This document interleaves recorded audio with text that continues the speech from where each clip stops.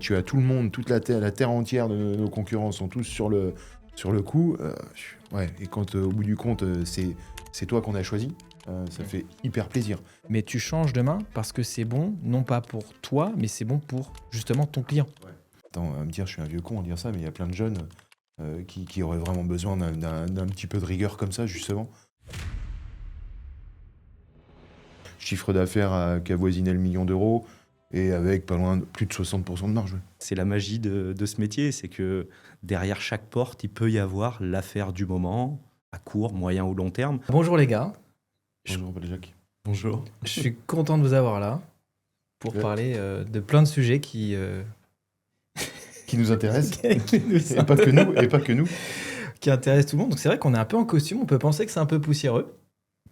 Qu'est-ce que t'en Ouais. penses, toi, François? Moi, j'en pense que c'est quand même bien, je trouve, de garder un certain esprit, puisque quand il n'y a plus le costume, on passe au jean, et puis quand c'est plus le jean, on finit par enlever la chemise, et puis après, il y a plus de limite, je dirais, il n'y a plus de classe, entre guillemets, et puis ça se perd un petit peu, quoi. Et puis on s'y fait, c'est notre bleu de travail.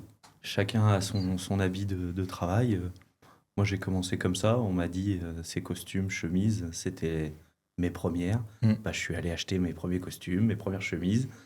Il y a eu la cravate, on a arrêté la cravate.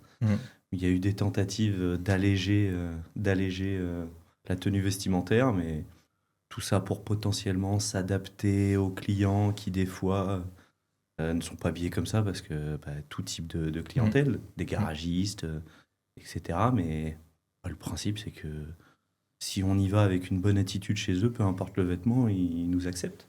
Il faut juste arriver et être à l'aise avec eux. Ouais, et puis c'est une question de confiance aussi, de confiance en soi, de s'assumer tel qu'on est, et puis à partir du moment où on se sent bien, je pense que l'interlocuteur le ressent obligatoirement. Mais c'est un vaste sujet, hein, la tenue vestimentaire sur les réseaux pour les commerciaux. Je ne sais pas si aujourd'hui il y a beaucoup de podcasts où les commerciaux se mettent en costard. Alors après, ça va, on n'a pas la cravate. Donc c'est vrai qu'on a entamé le podcast en parlant de ça, mais c'est bien aussi de se présenter, savoir ce qui nous réunit aujourd'hui. Il y en a qui nous connaissent, il y en a beaucoup qui ne nous connaissent pas. Parce que je rappelle qu'on est dans un milieu qui est la bureautique, qui est pour beaucoup très old school, très poussiéreux, mais on fait un petit tour de table. Allez, Allez, vas-y François. c'est moi qui commence? Ouais, vas-y.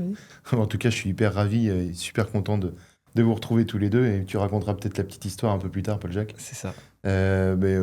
François, moi j'ai 37 ans, et donc j'exerce dans ce milieu poussiéreux, comme tu dis, depuis bien longtemps, puisque j'ai toujours fait ce métier-là depuis mes études et mon plus jeune âge. Donc, et c'est un métier qui me passionne toujours autant aujourd'hui. Donc j'ai passé par plusieurs niveaux, entre guillemets, par le commerce basique comme tout le monde, jusqu'à avoir mon entreprise, et en passant par plein d'étapes intermédiaires, tout aussi difficiles les unes que les autres, mais toujours aussi passionnantes.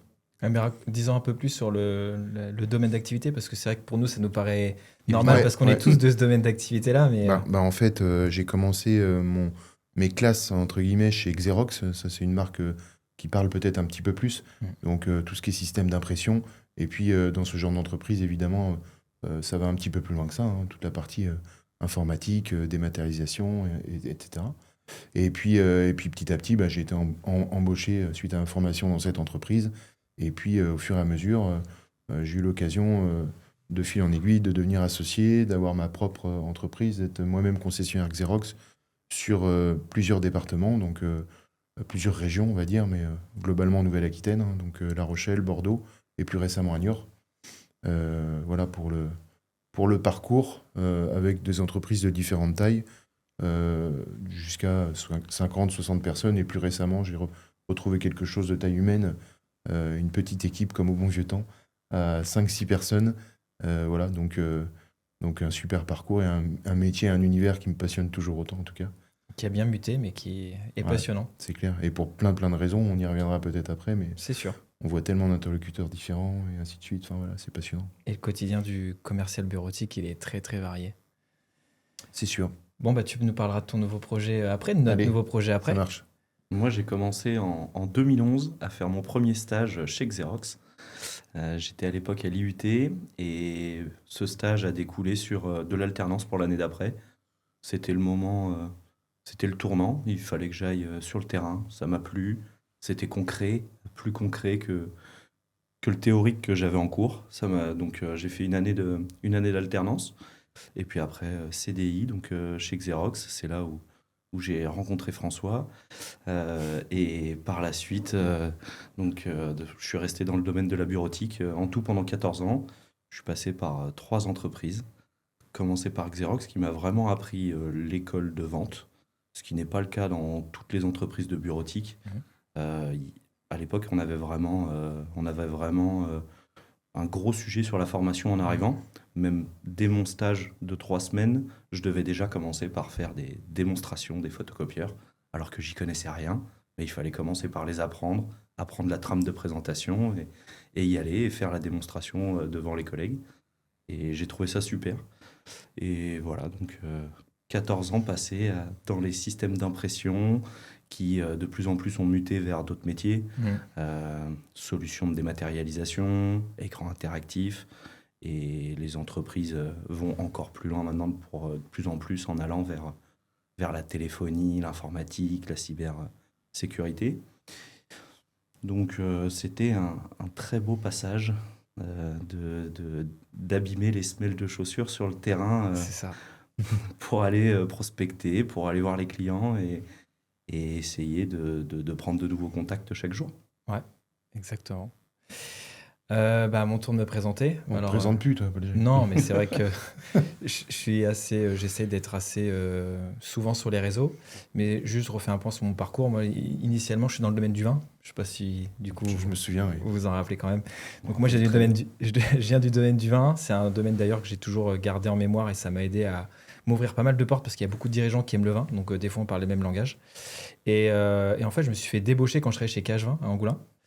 Par un commercial de chez Xerox qui me disait qu'il fallait que je mette un CV chez toi, François, à l'époque, pour devenir commercial chez Xerox. Et donc, carrière chez Xerox. Après, chez Desk à l'époque, où d'ailleurs, on s'est connus chez Xerox avec Kylian. Et après, on s'est connus aussi chez Desk. Et puis après, j'ai essayé de me lancer depuis 6 ans dans l'information. Et c'est aussi le sujet qui nous réunit aujourd'hui. Mais je pense que vous l'avez compris. En fait, on était les poulains de François.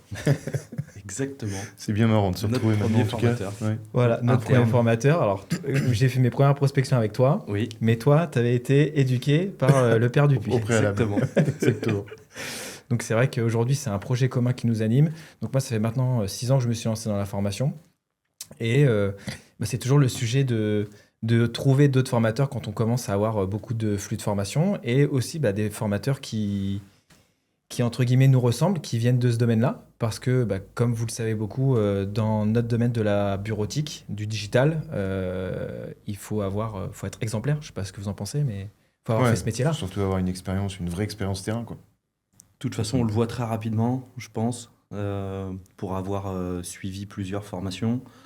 Quand la personne, on se rend compte assez rapidement qu'elle ne vient pas de notre milieu, très rapidement, le niveau d'écoute y baisse et on lui porte moins d'attention. On a besoin d'avoir quelqu'un qui nous prouve qu'il l'a fait et qui nous donne des exemples où on se rend bien compte que ces exemples-là, il peut les avoir connus que en les vivant. Et c'est à partir de ce moment-là qu'il a de la légitimité, où l'écoute, la compréhension, la participation rentrent en jeu.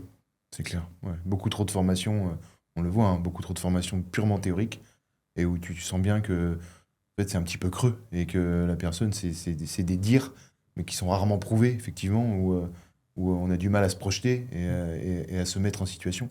C'est bien beau de le dire, mais c'est encore mieux de pouvoir le faire. Et je pense que la force, elle peut être là avec notre expérience à chacun. C'est qu'on peut non seulement l'expliquer, mais aussi le montrer et accompagner les gens jusque sur le terrain, quoi. Je dirais que notre âge, quand tu as 30-35 ans, tu n'es pas à la fois déconnecté du terrain, tu n'es pas non plus, entre guillemets, trop vieux pour pouvoir pratiquer. Donc, tu es encore dans le coup, tu es sorti il n'y a pas longtemps du terrain, mais tu peux encore y être parce que tu peux être formateur et à côté de ça aussi d'autres activités où tu vends. Parce qu'en fait, il faut pouvoir former mais toujours pratiquer. Donc moi, ça va être une très courte carrière, parce que j'ai bientôt 38. Globalement, il me reste 2 ans. Il te reste 2 ans. Si j'ai bien compris. Il te reste 2 Après, ans. c'est foutu, Non, quoi. mais en fait, on connaît tous cette formation qu'on a déjà eue avec quelqu'un qui est au bout du rouleau, qui défile des PowerPoint pendant des heures et des heures, et finalement, on ressort de là, on est lessivé, on n'a fait que lire, et en fait, on n'a rien appris. Et en fait, ce qui compte, c'est de pouvoir dupliquer les choses. Donc, c'est vrai qu'aujourd'hui, moi, je suis vraiment ravi de pouvoir construire ce trio ensemble qui s'est fait, en fait, tellement rapidement. Ouais, c'était assez C'était rapide. tellement imprévu. Mais comme on l'a dit, c'est vraiment important d'avoir des gens du domaine pour pouvoir former dans le domaine d'activité digitale. Alors, c'est vrai que je prône beaucoup le fait qu'il faut être expert d'un sujet pour pouvoir former dans ce sujet-là. Mais bon, les compétences en général qu'on arrive à avoir chez Xerox ou dans la bureautique de manière générale, c'est duplicable dans plein de Ouais. métiers terrain. Ouais, c'est sûr. Qu'on se le dise. Après, notre métier, c'est la prospection physique, la prospection téléphonique, des rendez-vous, du closing, du financement, de l'aspect technique, de la maîtrise de la concurrence. Donc c'est pour ça qu'aujourd'hui, c'est pas n'importe qui peut faire notre métier. C'est sûr. Ouais, ça peut s'appliquer, mine de rien, à beaucoup de secteurs d'activité. Et je pense qu'il y a d'ailleurs beaucoup de secteurs d'activité qui se sont appropriés, on va dire, ce procédé de vente et ces méthodes qui paraissent un petit peu radicales quand on les explique comme ça, mais qui finalement, c'est le b.a.-ba et c'est ce qui fonctionne, quoi. Bien sûr. Et puis on se rend compte surtout que quand je parlais de il faut avoir du vécu pour se rendre compte que la personne a pu rouler sa bosse en tant que commercial auparavant, mais au final le commerce reste quand même assez large. C'est que pour la plupart des commerciaux, eh bien, leur semaine se déroule de la même façon. Il faut un passage au téléphone, il faut faire de la prospection téléphonique, il faut faire de la prospection physique, il faut honorer les rendez-vous, essayer d'avoir des recommandations. Et tout ça, c'est sûr que c'est duplicable à plein de métiers de commerce. Donc, il faut avoir cette formation et l'avoir vécu pendant quelques années pour être à l'aise avec tout ça. Mais on a pu faire même des formations dans autre chose que nos métiers d'origine de la bureautique. Et pour autant, en arrivant là-bas, on avait très rapidement ce sentiment d'être légitime de par les apprenants parce que ils étaient là et ils nous écoutaient et ils se rendaient compte que eux ils étaient très loin des standards qu'on mettait en avant de volumétrie, de technique, et voilà, c'est pour ces raisons-là je pense que c'est diffusable à autre chose que nos métiers d'origine. Mais d'ailleurs, alors il y a notre boulot de formateur, mais quand on était vendeur, on a maîtrisé énormément d'aspects sur la partie commerciale, très très large. C'est ce qui fait que c'est assez recherché aujourd'hui. Aujourd'hui, les nouveaux postes de commerciaux, les business développeurs, il y en a beaucoup qui font du business 100% en visio, en fait, parce que depuis le Covid, ça s'est démocratisé de signer des deals en visio. Mon point de vue, entre le physique et la visio, ça dépend de plein de choses. Est-ce que l'interlocuteur, il est proche ou pas du lieu? S'il a 1 heure, pourquoi faire une visio? On peut se déplacer. Je pense que le deuxième sujet aussi, c'est est-ce que c'est juste un rendez-vous de présentation ou alors c'est un rendez-vous qui est plutôt qualifié? Donc dans ce cas-là, je ne me déplace pas pour rien. Et après, le troisième sujet, c'est aussi grâce à la visio, ça c'est quelque chose qu'on ne peut pas faire en physique, c'est de pouvoir rassembler des personnes dans un même endroit aussi. Donc il y a plusieurs paramètres qui rentrent en compte, mais aujourd'hui, c'est vrai qu'on fait beaucoup l'apologie de la visio et de la prise de rendez-vous par téléphone, mais de par notre passé, on est des gens on est des gens de terrain quand même. très terrain. Et d'ailleurs, on est en train face à face. Tu envisagerais une formation, par exemple, à distance, en visio? Ouais, ça se fait? Ouais, ça se fait, ouais. Ouais, ça se fait. Alors, c'est vrai qu'on prône plus le présentiel. Certains de nos confrères font du blended learning, c'est-à-dire qu'ils font une partie présentielle, une partie à distance. On le fait aussi, mais je pense qu'il faut rester raisonnable sur le montage entre distanciel et présentiel, parce que le présentiel, tu dégages l'énergie, tu amènes l'équipe avec toi, tu la surprends, parce que vous l'avez vu, on a déjà fait du coaching ensemble. L'équipe n'est pas au courant, mais quand on vient, on va préparer une session de phoning, on va faire avec eux, mais c'est pas, on leur montre. Non, on prend le téléphone. On prend le téléphone aussi, et on appelle pour eux. Et ça, c'est une grosse différence par rapport à d'autres formateurs qui vont juste te dire, voilà comment il faut téléphoner. Mais je crois que dans les écoles de commerce, d'ailleurs, c'est pareil. Et pour la prospection physique aussi, à chaque fois, on l'a fait ensemble en plus. C'est-à-dire que, on vous a expliqué comment on préparait un commando de prospection physique. Maintenant, c'est bon, vous allez lasser vos chaussures et on va sur le terrain. Et ça, franchement, c'est l'ADN, c'est ce qui fait la différence. D'où le terme, finalement, coaching plutôt que formation. Exactement. Plus c'est là où on sort du généraliste et il y a un moment, il faut l'appliquer. C'est bien beau d'avoir les méthodes, mais comment est-ce qu'on fait pour les appliquer?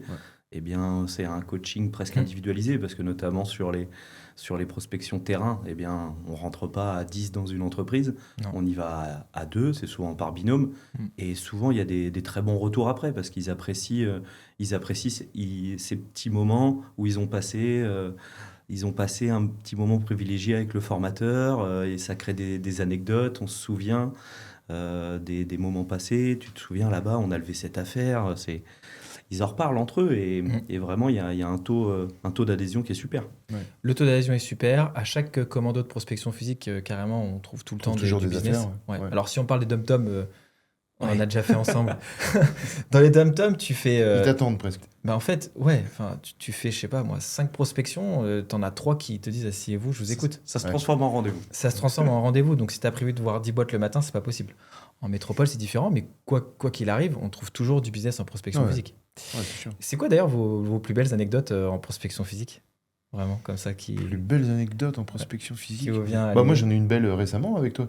Ah oui, c'est vrai. Ouais. Enfin, Oui. avec toi, avec un Un binôme commando, ouais. lors d'un coaching justement en région lyonnaise. Vas-y, raconte. Et ouais, c'est marrant. On a prospecté une zone et puis une super belle entreprise dans le transport et une espèce de barrage pour rentrer, digicode, etc. Mais bon, quelqu'un fumait sa cigarette à l'extérieur, donc on s'est faufilé, on est rentré et puis finalement on tombe nez à nez avec un mec qui était ni plus ni moins que le DAF de l'entreprise, une boîte de plus de 1000 personnes, une très grosse entreprise dans le transport. Et il nous emmène vers le bureau du comptable. Moi, je me suis dit, bon, c'est qui ce gars? Il nous emmène vers le comptable. Ça se trouve, on va être un petit peu mal reçu. Puis finalement, non, lui-même était le chef du comptable, donc aucun problème. Et il y avait un projet, des maths, un gros projet en cours, dématérialisation, etc. Donc lors du coaching, finalement, le commercial, il n'a pas été déçu du voyage et d'avoir poussé cette porte parce que super belle affaire, comme on trouve d'ailleurs rarement. Il y en a partout, comme tu dis, mais à ce niveau-là, entre guillemets, un projet aussi intéressant, une grosse boîte européenne, c'est plutôt rare, mais comme quoi tout est possible quand même. Lorsqu'on est en prospection et qu'on a la pêche, un petit peu comme au téléphone, quand il y a le sourire et tout ce qui va avec, en fait, on peut déplacer les montagnes, quoi. Et là, la preuve, c'est génial. Et là, même si tu fais de la prospection téléphonique à froid, tu ne peux pas tomber sur ce type de cas-là, en fait. Non. C'est pas possible. Ça veut dire que tu vas appeler, tu serais tombé directement vers le standard. Si tu n'avais pas eu le nom de la personne, elle est au mieux, tu t'aurais échangé directement avec la comptabilité. Ouais. Mais là, t'imagines, le fait de passer physiquement, tu tombes nez à nez avec le DAF Europe d'une boîte de transport. Donc, alors, je dis pas que la prospection la prospection téléphonique, c'est à bannir complètement, pas du tout. Au contraire, vous savez très bien que mes premières formations, ça a été que de la prospection téléphonique à froid, avant que ce soit ultra saturé par tous les coachs cold call qui fleurissent dans tous les endroits. Mais je trouve que c'est bien aussi de refaire l'apologie de la prospection physique, de pratiquer. Et de toute façon, vous allez le voir dans les mois à venir et on vous fera énormément de coaching sur la prospection physique. Et puis certains pourraient dire c'est de la chance, mais la chance, elle se provoque tellement, la chance. Il n'y a que comme ça qu'on peut provoquer la chance.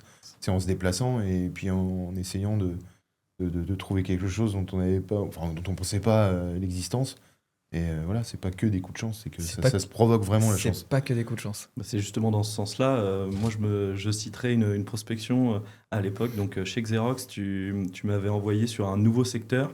Et donc, j'y vais. Le secteur, c'était Mosée-sur-le-Mignon. Et je fais ma matinée de prospection et je lève pas grand-chose. Je suis un peu déçu de moi. Je vois l'heure qui tourne. Midi 10. Midi 10. Et je commence à avoir faim. Je me dis, bon, bah voilà, j'ai rien levé ce matin. Ça le fait pas. Et puis en repartant, je passe devant un notaire et je me dis, bah quand même, je peux pas avoir fait le village en prospection et ne pas faire le notaire. Je pousse la porte. Eh bien, c'était la prospection en plus qu'il fallait faire. L'après-midi, j'y retournais pour déposer une offre. Le lundi, c'était fermé. Le mardi matin, 9h, il m'appelait pour me dire que mon offre était validée. Alors, comment faire plus rapide? C'est pas possible. Mais il fallait faire 7 prospections supplémentaires. Et c'est la magie de ce métier, c'est que derrière chaque porte, il peut y avoir l'affaire du moment, à court, moyen ou long terme. Mais souvent, on aime bien les affaires à court terme. Et là, en l'occurrence, c'en était une chez un notaire qui avait des besoins. Et ça avait commencé par la partie matériel d'impression, mais par la suite, ça s'était transformé en solution de dématérialisation également. Donc, il y a des projets partout. C'est sûr. Et puis c'est toujours, comme tu dis, j'adore toujours dire ça, c'est la dernière. C'est toujours la dernière. porte. C'est toujours la dernière et c'est ce qui fait la différence. et sans être mauvais, mais entre un commercial, je dirais, lambda et celui qui va sortir du lot, il y en a peut-être 10%, je sais pas. C'est vraiment celui qui va pousser jusqu'au bout. Et le concurrent, lui, il l'a pas fait. Et toi, tu vas avoir l'intelligence de le faire, et en tout cas, pas l'intelligence, le courage surtout, et de se dire, allez, c'est la dernière, et c'est celle-ci sur laquelle il va y avoir quelque chose, obligatoirement. Et donc, l'anecdote que je vous cite à Lyon, bah, c'était la dernière. Ouais, c'était la dernière. Ah, Vraiment, c'est ça. La dernière Il aussi, était- bah voilà. Mais il y en a plein. Il était midi passé, et Ouais. c'était vraiment la dernière. Ouais, Sinon, mais- c'est pas. Mais il y a le La commercial. pugnacité, il faut pas lâcher, il faut y aller. Et Ouais. c'est sur les derniers efforts où ça paye le plus. S'il y a le commercial fonctionnaire qui, midi, bah, c'est bon, on rentre, on va faire le casse-croûte. Il est 16h30, faut que j'aille au CrossFit. Et puis il y a le commercial qui va dire, attends, moi je vais aller prospecter jusqu'à 17h30. J'ai exactement une anecdote qui est vraiment similaire. Moi, que c'est toi, pour ça que je chez fais pas Desk. de sport, moi, du coup. Pas pour ça. Comme ça, tu prospectes jusqu'à 19h. T'es tranquille. Est-ce qu'aujourd'hui, en tout cas, comment vous définiriez la définition d'un bon commercial? On va parler du bon formateur, comment on fait le pivot de la formation, d'être vendeur à la formation, mais déjà, c'est quoi la définition pour vous d'un bon vendeur? C'est plutôt complet, il faut plutôt être complet, je dirais, parce qu'à la fois, là, on misait plutôt sur la valeur travail, bien sûr, il la faut, c'est la valeur qu'il faut avoir pour faire ce métier, parce que c'est compliqué d'avoir des oui, donc souvent on a plus de non que de oui, donc il faut pas lâcher l'affaire et être courageux, se remettre en question et continuer d'y aller, être curieux, parce qu'il faut être preneur de toutes sources d'inspiration par ses collègues, par ses managers, par les formateurs. Il faut prendre de l'information partout pour continuer de s'améliorer. Et je dirais, il faut être malin, parce que il faut pas non plus toujours faire tout comme tout le monde. Il faut trouver le petit outil de différenciation. Il faut réussir à se constituer un réseau. Donc tout ça, je dirais que la vie d'un commercial, elle évolue avec le temps. Au début, c'est principalement le niveau de compréhension, d'emmagasiner de l'information, de travail. C'est ce qui va privilégier. Il faut commencer par ça. Et par la suite, il faut mettre de plus en plus d'ingrédients pour continuer de s'améliorer. Et d'exigence. Et d'exigence. Et surtout, il faut continuer à réussir à à se remettre à niveau, à accepter les critiques, les digérer pour continuer de s'améliorer. Parce qu'il y a aussi, et ça se voit souvent, le vieux commercial qui s'encroute, qui pense faire ce qu'on lui a appris au tout début, mais au final, il a oublié plein d'éléments, mais c'est une multiplication d'éléments qui fait la vente. C'est pas une chose qui fait qu'on peut vendre, c'est avoir mis tous les éléments au bon moment, bien placés à la bonne personne, qui, à la fin, crée l'alchimie qui fait que on réussit à faire la vente. Ouais, c'est clair. Mais beaucoup l'attitude, tu as raison, effectivement, sur le côté courageux, persistance, etc. Et moi, je crois beaucoup également dans ce côté feeling et dans cette attitude à avoir dans la vie en règle générale, mais dans le commerce, encore plus notre commerce, on a la chance de rencontrer une multitude de personnes dans plein de secteurs d'activité différents. C'est surtout ça qui est en plus hyper intéressant dans notre milieu. Tu peux être avec un notaire le matin, tiens, comme tu disais, une boîte de transport l'après-midi, un artisan, enfin, c'est tellement varié, un secteur de l'éducation, une mairie, enfin, il y a tellement, les cibles sont tellement variées que je rigole toujours, et je vous ai fait rire tout à l'heure avec cette histoire de caméléon, mais pour moi, c'est la clé du succès. C'est-à-dire que... parce que tu as dit quand même que tu allais... Ouais, bientôt on me verra plus là, dans le décor. Mais effectivement, je trouve que c'est là où un mec peut être, ou une commerciale peut briller et vraiment sortir du lot. C'est ce côté, essayer en tout cas, et être à l'aise à peu près dans toutes les circonstances et avec n'importe quelle personne. Essayer d'avoir un discours, parfois on peut rigoler, un commercial ou sous de moi, il dit, mais c'est curieux, t'es avec, on dirait que t'es devenu, tu commences à vous voyer les gens avec un air un petit peu hautain, et l'après-midi avec quelqu'un d'autre, on parle bientôt comme un artisan parlerait à ses gars. Enfin, voilà, je trouve c'est cette manière de s'adapter, c'est pas faire semblant. Parfois, on pourrait nous dire ça, c'est pas du tout ça. Si c'est fait, bien fait, c'est naturel, en fait. Et là, effectivement, tu sais, un mauvais commercial, c'est trop gros. Parfois, je trouve que c'est complètement grotesque. C'est démesuré. Tu vois très bien que c'est pas du tout naturel. Et ça, c'est juste pas possible. Mais tout le monde n'a pas forcément ça, quoi. Je pense que... Voilà, c'est... Est-ce que c'est vraiment l'empathie ? C'est pas l'empathie, c'est l'adaptabilité. C'est vraiment, tu te dois d'essayer de te mettre au niveau de ton interlocuteur. Si c'est quelqu'un de très conventionnel, très traditionnel, qui apprécie le vouvoiement avec des codes, eh bien, il faut t'adapter. Et si tu vois que ton interlocuteur, il te tutoie au bout de 5 minutes, lui laisse pas la barrière du vouvoiement pour créer de l'espace dans l'échange. C'est clair. Et d'ailleurs, nous, on a vu ça en accompagnement avec toi quand on était jeune vendeur.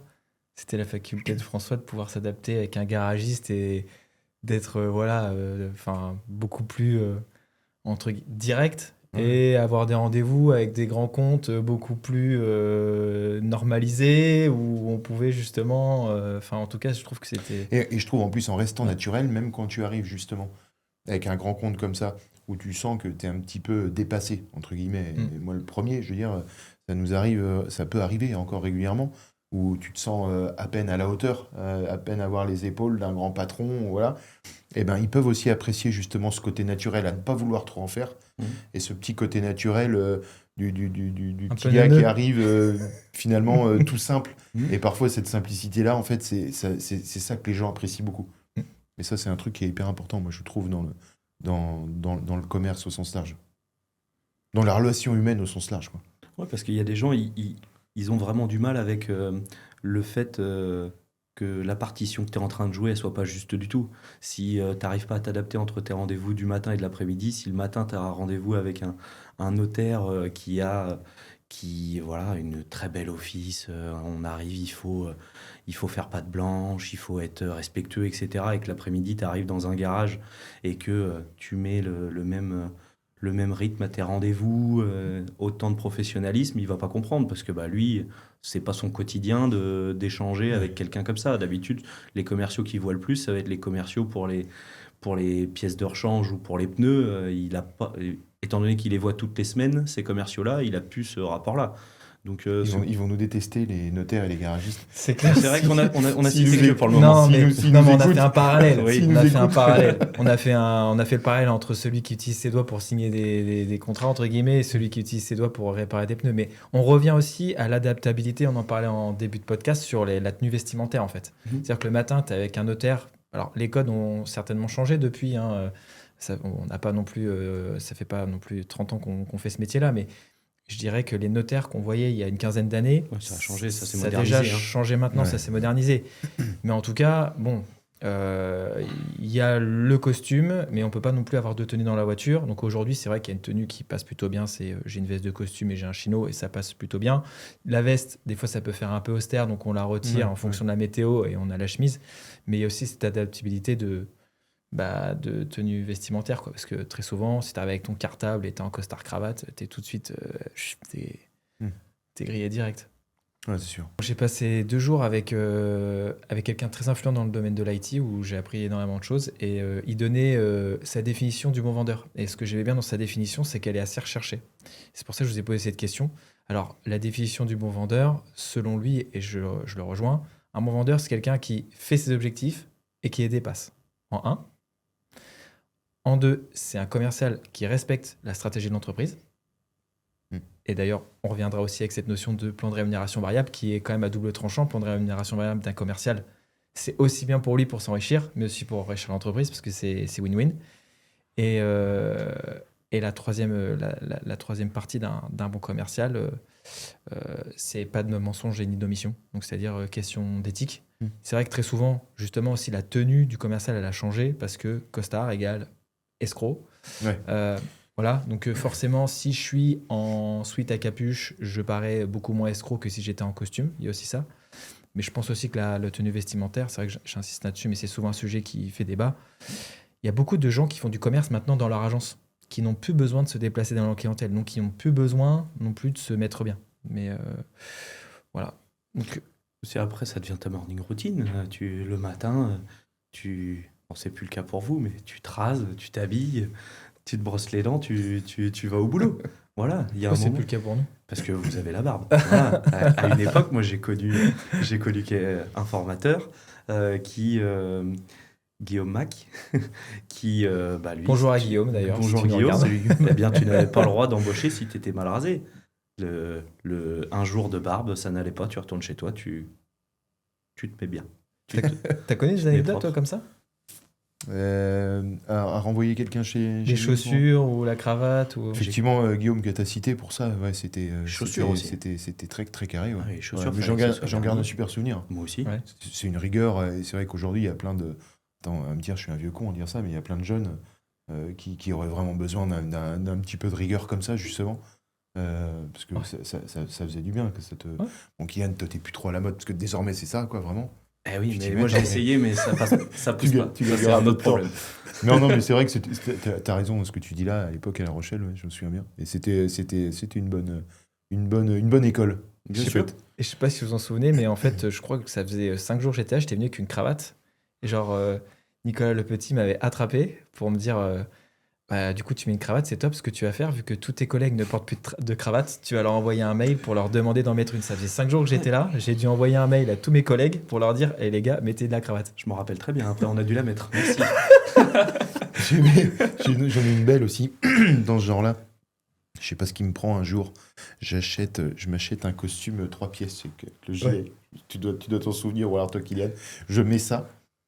Et il se passe 10 jours, 15 jours. Les vendeurs, je pense qu'ils sont tous été courir à droite à gauche. Je n'avais rien exigé du tout. au bout de 15 jours, tout le monde en costume oui, je me 3 rappelle, pièces à je- l'agence. Je l'avais Et, acheté, je me rappelle. et effectivement, Nicolas un jour débarque, ou ouais, je crois, Nicolas. Et il dit, mais c'est quoi ce délire, les gars? Vous allez à un mariage? C'est quoi le truc? Mais tu vois, c'est marrant. On avait mis une espèce un dress code, mais qui était même pas imposé. Et finalement, on était hyper classe. On avait énormément de compliments. Je me souviens de personnes qui pouvaient nous dire ouais, bien, les gars, nickel. Et là, c'était un élément différenciateur. Bon, C'est ça. ça a duré qu'un temps. Hein. On ne s'est pas tous fait une garde-robe comme ça, mais ça a duré un petit moment. Mais le délire pendant un mois, eh ben, ça a mis un petit. Parfois, il faut pas grand-chose. Non. Ça a mis une petite motivation, tu sais, le truc rigolo, le truc marrant. Tout le monde était hyper motivé. Et puis, c'était la petite team, au gilet, quoi. Je me rappelle très bien, j'ai des photos. Et puis c'est bon signe, ça veut dire que tes vendeurs voulaient te ressembler. C'est très bon signe parce que normalement tu cherches à ressembler à la personne qui a un exemple pour toi. Donc si ça s'est fait d'autant plus naturellement, bon là à l'époque, on va pas jouer. À l'époque, on l'a pas fait parce que tu en avais mis une, c'est parce qu'on t'avait demandé de faire un mail pour mettre la cravate. Non, Donc mais là très, on a subi ce, Ouais, mais très ce très bon. choix. Mais Très très bon parce que quoi qu'il arrive, ça fait des souvenirs. Et je pense qu'aujourd'hui, il y a plein de jeunes qui sont dans des sociétés et en fait, ils n'ont pas grand chose à raconter parce Ouais. qu'il n'y a plus de cadre, il n'y a plus rien. Donc c'est bien de remettre du cadre. Je pense que vous le voyez sur les réseaux, je plaide énormément sur l'arrêt du laxisme de manière générale, sur les horaires, sur la tenue vestimentaire, même sur le côté un peu plus rugueux en clientèle. Je trouve qu'on s'est vachement affaibli, on est beaucoup moins rugueux, on est beaucoup Ouais, On les- beaucoup on moins s- incisif. beaucoup moins incisif, on se laisse un peu plus aller, on se laisse un peu plus balader par tout le monde. C'est ce qui est un peu dommage. Et à l'époque, justement, on se battait pour pas se faire balader par tout le monde. Il y avait vraiment un contrôle au cordeau de l'activité. Dans plein de posts, j'en ai parlé, mais voilà. Et d'ailleurs, le sujet aussi de ce podcast, c'est pour ça qu'il s'appelle Passer de vendeur à formateur. Bah, je vous pose la question. Moi, ça fait déjà 6 ans que j'ai fait ce travail de passer de vendeur à formateur. Vous l'êtes aujourd'hui. Alors, au-delà, et on en reviendra après, de ce qui vous a motivé à faire ça, est-ce que vous pensez qu'il faut être un bon vendeur pour être un bon formateur? c'est essentiel. C'est essentiel sur le principe de... C'est pour avoir l'adhésion, que les gens croient en toi. Si tu n'as aucun exemple, on ne voit pas, on ne ressent pas que tu l'as été, que tu l'as fait et que tu le faisais bien, on ne peut pas te croire. On n'a pas envie d'écouter ce que tu dis. Bah, puis dans ce modèle, Paul-Jacques, en plus, que tu as mis en place, ce concept vraiment de coaching, obligatoirement, il faut savoir faire, quoi. Ça s'improvise pas, il faut de l'expérience. Tu vas pas... Alors si, on peut dire à tout le monde de manière très théorique, sors, fais les 10 boîtes qui sont là sur le trottoir, et on va voir ce que tu vas trouver. Mais justement, notre plus-value, elle est là, c'est qu'on l'a beaucoup, tellement fait, on a tellement eu d'échecs, et on a tellement grandi de tout ça, qu'aujourd'hui, je pense que c'est ce qui fait qu'il faut avoir été vendeur, il faut avoir été bon vendeur, pour justement montrer à ceux à qui on a envie de transmettre, leur montrer justement comment faire. Et ça s'improvise pas. Donc ouais, pour répondre à ta question, effectivement, que de la même manière que Kylian, je pense que oui, c'est indispensable. Je vous dis ça parce que quand je me suis lancé, je vais vous dire la réplique de certains, c'est ok, tu étais un bon vendeur, mais donc si tu étais un bon vendeur, ça veut dire que tu gagnais bien ta vie. Alors si tu gagnais bien ta vie, pourquoi tu es parti pour être formateur? Et globalement, au début, quand tu lances une boîte, forcément, tu gagnes pas la même chose. Pourquoi tu as fait ça? Je vous pose la question. Nouveau projet en plus. Nouveau projet, le côté hyper motivant. En plus, vous concernant dans cette aventure-là à 3, j'avais un peu le sentiment que la boucle soit bouclée, de se retrouver comme ça. Mais t'avais parlé Moi, je te cache pas que ça a été un super. Enfin, une vraie envie. Je pense très honnêtement, j'ai toujours adoré transmettre, vous le savez. C'est vraiment ce qui me motive encore plus aujourd'hui. Mais le fait que toi, Paul-Jacques, tu m'aies proposé ce projet-là et que ce soit vous, c'est réellement, là c'est le côté affect, c'est réellement ce qui fait que ouais, je me suis dit, effectivement, j'ai très envie d'apprendre aux autres, de montrer aux autres, ça c'est quelque chose qui m'anime. Mais en plus, notre petit projet à 3, là, c'est vraiment pour moi le côté hyper motivant, quoi. Je pense pas que ce soit très. Ça doit pas courir les rues, en fait, ce genre de team où on était des anciens collègues, il y a notre chef qui était là. C'est un peu. On a connu tous les moments, des super moments, des joies, on s'est fâchés, ouais, tout le monde. Fâché, ouais, Et puis maintenant, on se réunit là c'est ça. de manière avec beaucoup plus de hauteur et avec notre expérience à chacun D'humilité, qu'on va pouvoir finalement allier de manière à proposer des choses, je pense, innovantes. Ça, tu l'as déjà fait, Paul-Jacques. Mais avec notre expérience chacun réuni, on peut faire des trucs super. Je pense sincèrement que nos futurs élèves, entre guillemets, peuvent être ravis de nos interventions. Et seront ravis de nos interventions. J'ai pas de doute par rapport à ça. Tout à fait. Et ce qui est super, c'est que on se connaît depuis longtemps. Et du coup, eh bien, ça nous arrivera forcément régulièrement d'animer une formation, à un moment de découvrir qu'il y a d'autres besoins complémentaires.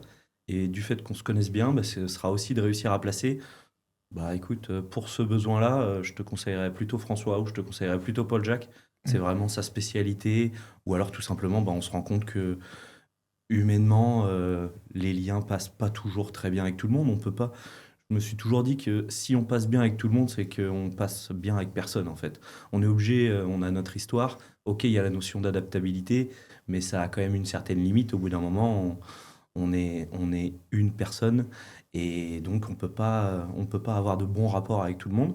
Et si à un moment, l'échange avec les apprenants se passe très bien, mais qu'il y a des besoins complémentaires et que, on se rend compte que on arrive à une certaine limite, c'est le moment de passer la main. Le passage de main, ça existe dans la vente, mais ça existe aussi pour la formation, ça existe pour tout.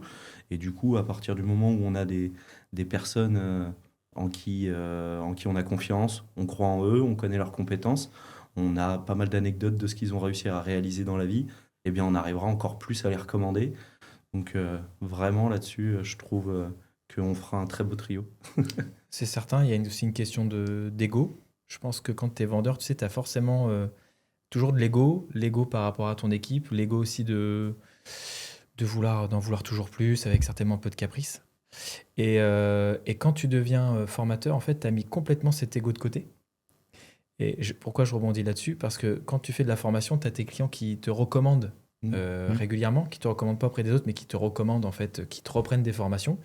Et je prends l'exemple, moi ça fait 6 ans que j'en fais, j'ai des clients avec qui je fais des formations chaque année. Alors je m'entends hyper bien avec le dirigeant, voire c'est un pote, l'équipe aussi, mais tu changes de main parce que c'est bon, non pas pour toi, mais c'est bon pour justement ton client. Ouais. Et ça, il faut avoir quand même de l'humilité de le faire parce que sinon, y en a beaucoup qui aujourd'hui sont tout seuls dans la formation. Comme ils sont tout seuls et qu'ils veulent garder un maximum de choses pour eux, ils y vont toujours pour pouvoir garder le client. Et c'est comme tu dis, ça va être notre force à un moment donné de dire « Ah, tu veux faire plus de terrain, ah, tu veux former tes managers », et c'est de trouver le bon interlocuteur. C'est aussi le projet. Et d'amener un petit peu de 109, quoi. Amener du 109. En fait, ça, c'est primordial. 109, une autre vision. Donc, c'est pour ça que cette aventure-là, pour moi, elle est vraiment pleine de sens. Mais d'ailleurs, qu'est-ce qui fait un bon formateur? Parce que comme vous le savez, aujourd'hui, on est sur un marché, la formation commerciale, qui est juste ultra saturé. Enfin, voilà, et de plus en plus, ça va pas du tout en s'améliorant parce qu'il y a une ubérisation du métier de la formation et du coaching. On a des gens aujourd'hui qui n'ont pas d'expérience, qui se lancent formateurs. Il y en a qui n'ont jamais eu de société, mais qui se lancent formateur ou coach en business. Il va falloir arriver à se démarquer. Donc, c'est vrai que moi, j'ai beaucoup travaillé sur le personal branding, mais d'après vous, concrètement, c'est comment on se démarque dans la formation et comment on est un bon formateur? Moi, je dirais très simplement la preuve par l'exemple. Moi, je pense déjà que c'est ce qu'on disait tout à l'heure. Pour moi, c'est un truc. Je me sens pas. Comment? Je me sens pas si d'expliquer quelque chose à quelqu'un et de lui dire comment faire si je suis pas en mesure de le faire et de lui montrer comment on fait concrètement. Juste faire. Et ça n'aurait pas forcément, je pense, été fait pour moi, même s'il y en a qui le font probablement très bien, d'une formation très théorique, et il y a peut-être un public pour ça. Mais en tout cas, dans notre métier du commerce, pour moi, c'est vraiment ça qui m'anime et que je trouve intéressant et hyper intéressant dans les interventions que tu as pu faire, Paul-Jacques, et ce que tu as pu me montrer. C'est c'est vraiment de vivre, de vivre ce qu'on nous a appris dans une première demi-journée ou une première journée, de le mettre en application immédiatement, c'est-à-dire qu'il n'y a pas besoin d'attendre, parce qu'on a tous vécu de la formation, si tu veux, où voilà, c'est purement descendant, tu reçois de l'information à fond, et puis finalement, à partir du moment où le formateur il est parti, au bout de 2 jours, qu'est-ce qui repasse? Le naturel revient au galop, tu as complètement oublié ce que le mec t'a dit, sur le papier c'était beau, au tableau c'était superbe, et sauf que à partir du moment où c'est pas mis en application immédiatement, on le sait tous, je ne vais pas dire que tout est perdu, mais on va peut-être retenir 20%, peut-être 20% de la formation, Et encore. finalement, qu'on va peut-être pouvoir mettre en application le lendemain. À partir du moment où notre routine elle revient, hop, clairement, on retombe dans nos travers et nos mauvaises habitudes. Donc, je ne sais pas si ça répond bien à ta question de dire ce qu'est un bon formateur. Moi, je dirais surtout ce que peut être une bonne méthode avec quelqu'un qui a de l'expérience sur le terrain. Quelqu'un qui est sympa aussi. Qui est sympa, qui est empathique, etc. Avec voilà, un petit côté fun aussi. Enfin, on n'est pas, Ouais, faut être fan. on n'est pas là pour endormir les gens. Peut-être que c'est ce qu'on est en train de faire, je sais pas, mais je pense pas. Mais ouais, c'est ça, c'est d'animer quelque chose qui soit hyper motivant et fluide pour son public. Et encore une fois, s'adapter à son public, c'est comme ça. Exactement comme quand on le fait en clientèle. Et puis après, de mettre immédiatement ça en application et avec des retombées quasi immédiates. C'est-à-dire que les fameux ROI. c'est immédiat. C'est-à-dire que ce soit pour le client, mais le client final, j'entends parler le chef d'entreprise qui nous a sollicité, mais aussi pour son collaborateur, le commercial en question. C'est hyper motivant. En fait, le commercial se retrouve finalement vraiment avec un coach avec lui et avec une retombée immédiate. C'est-à-dire qu'on a pris des rendez-vous, on l'a aidé, on a pris des rendez-vous avec lui, on lui a montré comment faire. Et puis on est allé se balader avec lui dans une zone ou sur sa zone de chalandise et on a réussi à trouver des business potentiels. Donc je pense que c'est hyper gagnant pour les deux parties, quoi. Et on va même en rendez-vous avec les vendeurs aussi. Ouais, ça c'est vraiment génial parce que quand tu mets des demi-journées avec des vendeurs, soit s'ils ont rien dans l'agenda, tu fais de la prospection physique avec eux, mais s'ils ont calé des rendez-vous, tu vas avec eux en rendez-vous. Et là, c'est vrai que tu as une position de coach, d'accompagnant, tu prends un peu plus de hauteur et forcément c'est mieux.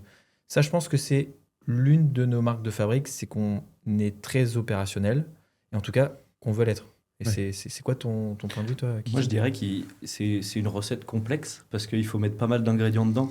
Parce qu'il faut à la fois revenir sur valider les acquis, parce que c'est facile d'avoir une croyance, mais moi, je me souviens de ce que j'ai connu, donc ce qu'on me demandait de faire chaque semaine, chaque mois, chaque trimestre. Mais quand je vais dans une nouvelle entreprise pour faire une formation, eh bien, il faut déjà commencer par qu'est-ce qui vous est demandé aujourd'hui? Quelles sont vos attentes? Quels sont vos objectifs? Quelle est la masse de travail que vous avez à générer? Donc déjà, il faut commencer par valider cette partie-là. Après, il y a vraiment aussi la partie à chaque fois qu'on présente une partie du cycle de vente, eh bien, c'est de commencer par aujourd'hui, comment est-ce que vous faites? Parce que je dirais que une partie très importante, c'est le côté participatif. Parce qu'on a tous déjà suivi des formations qui sont très descendantes. Et je pense que le taux d'attention, il fait que de baisser. Et de ce qu'on retient, ça fait que de baisser également. Mais en école de commerce, c'est pareil du coup. En école de commerce, c'est pareil. Parce que tu écoutes quelqu'un qui, certes, il le fait bien, peut-être, mais n'empêche que tu fais que de l'écouter pendant des heures. Alors qu'à un moment, ce qu'il faut, c'est...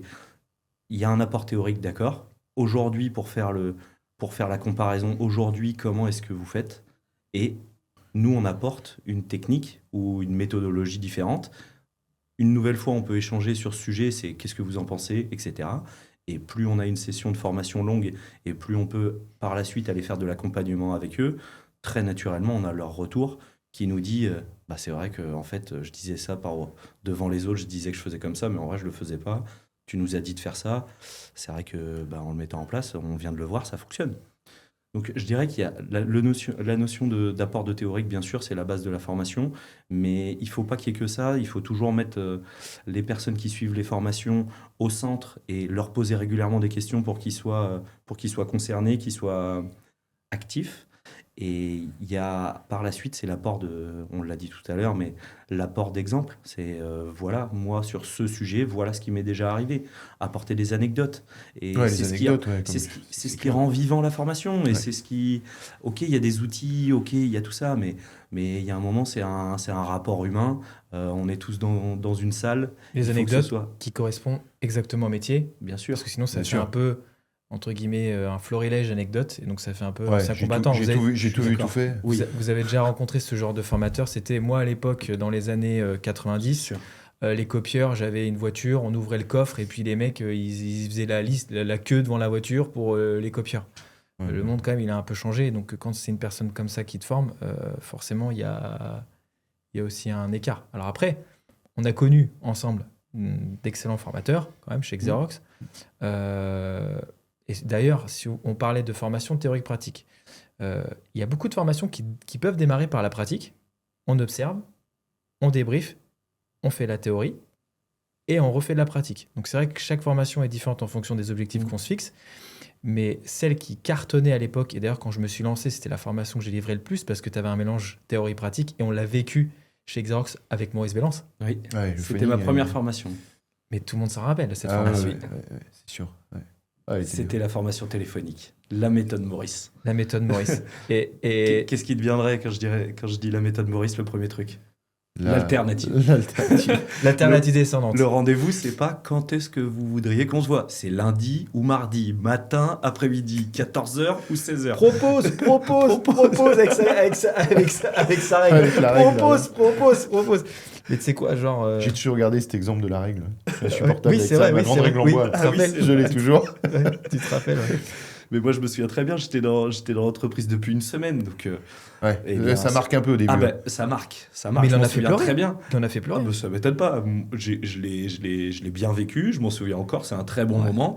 Mais sur le moment, j'étais quand même touché, quoi. J'étais là, j'arrive pas à le dire au téléphone. Laisse-moi du temps, c'est trop nouveau. Mais tu vois, on parlait justement de bons formateurs. Tu vois, Maurice, c'est un bon formateur. Pourquoi ? Parce que, 15 ans plus tard, t'en parles encore comme si c'était hier. Ouais, bien sûr. Le mec t'a marqué et tu retransmets des choses que lui-même t'a fait marquer, t'a conscientisé en fait. Et bonjour à toi, Maurice. Bonjour, Maurice. Ouais, Maurice, bonjour à toi. J'espère que tu vas bien. Et surtout, bonne retraite à toi, amuse-toi bien. Vive le PSG. Tu dois être content. Non, mais c'est vrai que Maurice, c'est quand même... il est emblématique parce qu'il y a beaucoup de vendeurs qui ont été formés par lui qui s'en rappellent. Et pour moi, un bon formateur, c'est quelqu'un qui, 10 ans, 15 ans plus tard, laisse une empreinte. Se rappelle de la formation, se rappelle d'anecdotes vécues avec le formateur, parce que du coup, ça crée un ancrage émotionnel et ça conscientise des actions et qui restent. La preuve, je pense que nos performances au téléphone, ou en tout cas celles qu'on enseigne aujourd'hui, on a été bien formés aussi au démarrage. Et cette formation, on l'a aimée. Pourquoi ? Parce que on était dans cette fameuse salle où on était, c'était très théorique avec le script vraiment à l'ancienne. Et l'après-midi, règle au tableau et il était derrière et il te crie dans les oreilles, t'entendais rien, t'étais comme ça au téléphone.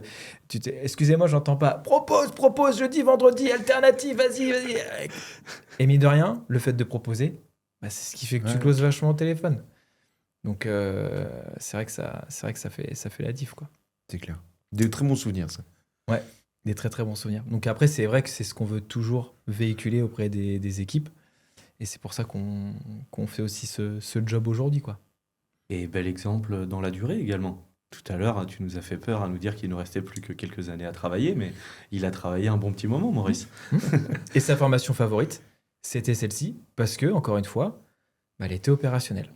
Et je pense que toutes les formations trop basiques, c'est un peu plus compliqué. Alors même si aujourd'hui on rentre dans une ère où on est beaucoup dans les neurosciences, le comportement, les soft skills plutôt que les hard skills, je pense que quand même, je suis très partisan, je ne sais pas ce que vous en pensez, mais réinventons pas les fondamentaux. Déjà, il faut les pratiquer. Ayons de la rigueur. restons sur de la méthodologie qui fonctionne. Tout en étant dans l'action. Tout en Bien étant sûr. dans l'action. Et vraiment, c'est ce qui Et fera le la mélange de différence. tout ça, en principe, ça doit matcher, quoi. Ouais, parce que là, c'est vrai que notre marché, le marché de l'IT, il est en train de bouger quand même. Ah ouais. Ouais, ça évolue. Ouais. C'est clair Une qu'on a évolution beaucoup parlé de constante. photocopieurs au début.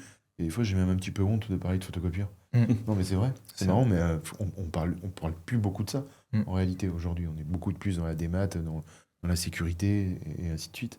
Mais Mais pour bon, autant, il y en a toujours un. il y en a toujours, évidemment. Il y en a toujours. Et ça chaque bureau. continuera toujours à se commercialiser, je pense, encore longtemps. Mais c'est vrai qu'aujourd'hui, le discours a tellement évolué. Mm. On est carrément sur la partie démat énormément, sur la partie cybersécurité, etc. Le mot photocopieur vient finalement plus en À la second fin. plan Ouais. par rapport à tout ce qu'il y a. Tu vois, quand on a fait les accroches téléphoniques à Lyon la dernière fois, c'est vrai que c'était très axé démat et puis Cybersécu, ouais. cybersécu, et finalement quasiment jamais parlé de photocopieur de prime abord comme ça, ce qui n'empêche pas d'ailleurs de développer après, hein, évidemment, et une fois qu'on est sur place, évidemment qu'on va en parler, mais ça a tellement changé ce métier, ouais. Est-ce que vous pensez aujourd'hui parce que c'est un vaste sujet, on est souvent consulté pour ça. Est-ce que vous pensez qu'un commercial aujourd'hui, ça peut être lui-même, il peut être expert de tous les métiers? Parce que comme vous le savez, quand on a démarré à l'époque, allez, c'était de la bureautique, de la GED, mais c'était juste, il fallait faire appel à Ouais, je crois que c'était l'archivage, Novaxel, voilà, c'est de l'archivage. Il n'y avait pas de téléphonie, il n'y avait pas de cyber, il n'y avait pas d'écran, il y avait un peu d'informatique, mais nous, on n'en vendait pas. On vendait vraiment que du copieur et des traceurs et du conso, mais c'était même pas nous qui vendions le conso, nous-mêmes en tant que vendeurs. C'est quoi votre avis sur le fait est-ce qu'aujourd'hui un commercial il est capable de vendre plusieurs offres? Plusieurs, ouais. Un peu à la Rex Rotary. Rex Rotary, ils sont capables de vendre et de l'informatique et des solutions logicielles et du copieur. Et bon, voilà, c'est aussi une école de vente exemplaire, Rex Rotary. De vendre, je dirais que oui, mais ça n'empêche pas que dans le cycle de vente, à un moment donné, d'être épaulé par un expert en la matière. On le voit. Dans la démat, on peut très bien être épaulé de l'éditeur qui vient nous filer un petit coup de main lorsqu'on a un rendez-vous un peu plus touchy.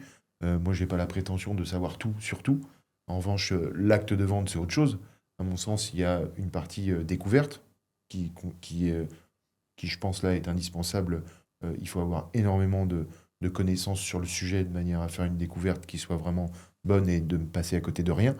Par contre, lorsqu'il y a une préconisation à avoir, moi, j'estime qu'il faut savoir demander de l'aide à un expert, pour le coup. Quand on parle de cyber, moi, je pense qu'à un moment donné, c'est indispensable d'avoir quelqu'un à ses côtés pour avoir le bon discours et surtout proposer la solution adaptée et de pas... moi, oui, pour répondre à ta question, je pense que on peut Je parle en globalement autonomie. Je parle en autonomie. vendre pas mal de choses en autonomie, mais avec une certaine limite quand même. Et ça montre aussi, on le voit